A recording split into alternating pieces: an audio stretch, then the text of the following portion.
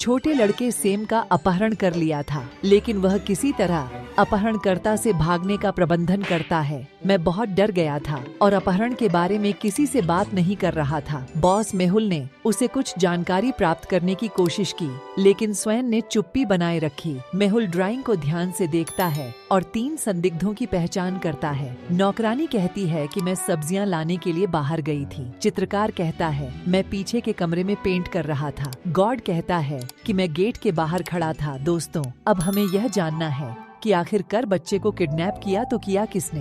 Painter की पोशाक में वही पेंट के दाग होते हैं जो स्टैम्पेडिंग को आकर्षित करने के लिए इस्तेमाल किए जाते थे।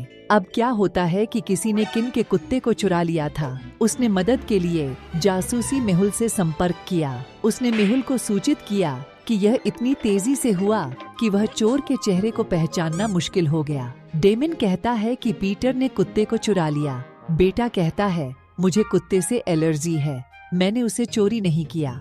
क्रिश कहता है डेमी ने कुत्ते को चोरी नहीं किया। इन तीनों में से एक नए कुत्ते को चुरा लिया और झूठ बोल रहे हैं। तीनों और अन्य 2 सच कह रहे हैं।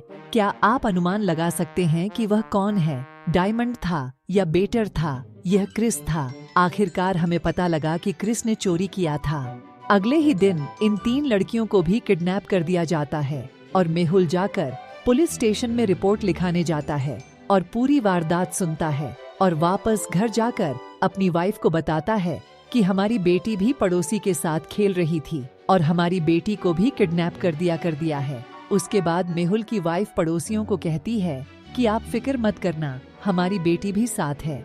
अगले दिन एक पड़ोसी लोगों को बताती है कि यह हमारी बेटियां थीं और हम आपको बता दें कि यह देखो, बच्चों को बोरी से चुरा लिया जाता है। कुछ इस तरह। फिर यह मेहुल करके निशान ढूंढता है।